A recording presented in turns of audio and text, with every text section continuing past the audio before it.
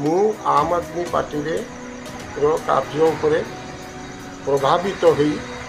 आमर जो state president Nishikant Mahapatra आउ डिस्ट्रिक्ट प्रेसिडेंट शंकरसन मिश्र कुणाल बाबूकर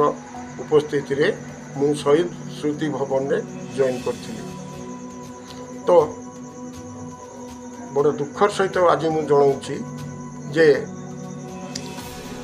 जेते दिन ठू मते मु जॉइन कली मु देखुची गुटे जिनस देखिली जने प्रेसिडेंट हिसाब रे सी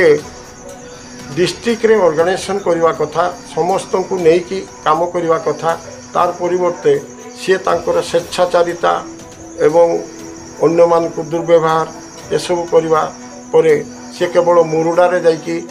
कन्फाइन कले मुरुडारे कन्स्टिट्यूएंसी रे सी छिड़ा बेली जी तांको कथा न मानिबो तांको सी तांकर ग्रुप रु काटिबा विभिन्न प्रकार तांको विरुद्ध रे कहवा तांको माड़ मारिवा कथा कहवा जे से माने गले मु माड़ मरा करेबी तो मु मना करे मु कहले एरकम कले आमर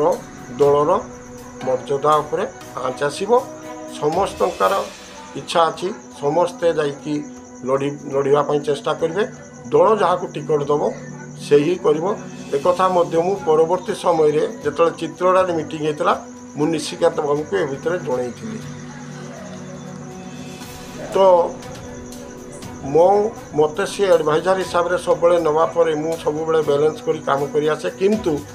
27 तारीख दिन घटना सी मत फोन रे कांटेक्ट कर कहले